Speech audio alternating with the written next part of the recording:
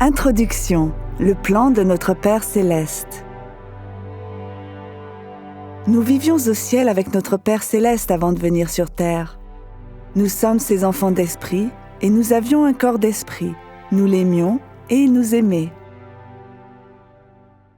Notre Père Céleste nous a enseigné son plan. Il s'appelle le plan du salut. Si nous suivons ce plan, nous pouvons devenir comme notre Père Céleste. Le plan consistait à nous faire venir sur terre pour avoir un corps de chair et d'os. Nous devions être mis à l'épreuve pour voir si nous choisirions d'obéir au commandement de Dieu. Le plan de salut nous fournit un moyen de retourner vivre avec notre Père Céleste. Il nous faudrait garder les commandements. Mais nous aurions aussi besoin d'aide. Nous aurions besoin que nos péchés nous soient enlevés et il nous faudrait un corps ressuscité. Parce que nous ne pouvons pas enlever nos péchés ou ressusciter notre corps par nous-mêmes, il nous fallait un sauveur pour le faire pour nous. Notre Père Céleste a choisi Jésus-Christ pour être notre sauveur. Jésus aimait notre Père Céleste. Jésus nous aimait aussi. Il a accepté de venir sur terre pour nous montrer comment être juste. Il nous donnerait le moyen d'être tous sauvés. Il a accepté de souffrir pour nos péchés. Il devait aussi mourir et être ressuscité pour que nous aussi puissions ressusciter. Satan voulait aussi être notre sauveur, mais il n'aimait pas notre Père Céleste. Il ne nous aimait pas. Il voulait changer le plan de notre Père Céleste pour avoir sa puissance et sa gloire. Certains des enfants d'esprit de notre Père Céleste ont choisi de suivre Satan. Notre Père Céleste était très triste. Il a chassé Satan et ses partisans des cieux. Satan est le diable.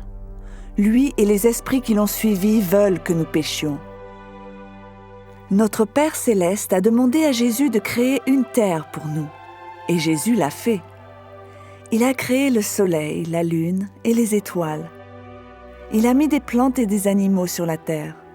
C'est ainsi que nous avons eu une terre où aller pour avoir un corps de chair et d'os. De nombreuses personnes viennent vivre sur la terre. Certaines choisissent d'obéir aux commandements de Dieu et d'autres non. Les anciens prophètes ont enseigné le plan de notre Père Céleste et ont parlé de Jésus-Christ. Les prophètes ont dit que notre Père Céleste serait le Père de Jésus et que sa mère serait une femme très juste qui s'appellerait Marie. Il naîtrait à Bethléem. Les prophètes ont dit que beaucoup ne croiraient pas que Jésus était le Sauveur. Il ressemblerait aux autres et ne serait pas riche. Beaucoup le détesteraient. Les prophètes ont également parlé de Jean-Baptiste. Il viendrait avant Jésus pour parler de lui aux gens. Jean baptiserait Jésus. Les prophètes ont dit que Jésus serait gentil et ferait beaucoup de miracles.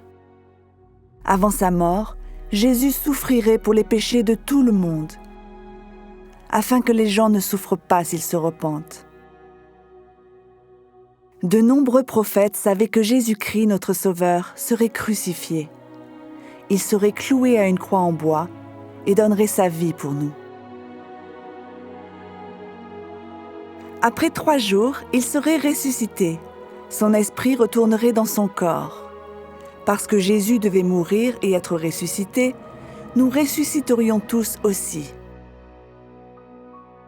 Le Nouveau Testament nous montre que les paroles des prophètes sont vraies.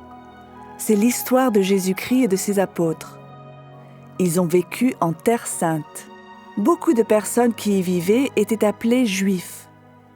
Les Romains avaient conquis la Terre Sainte et gouverné les Juifs.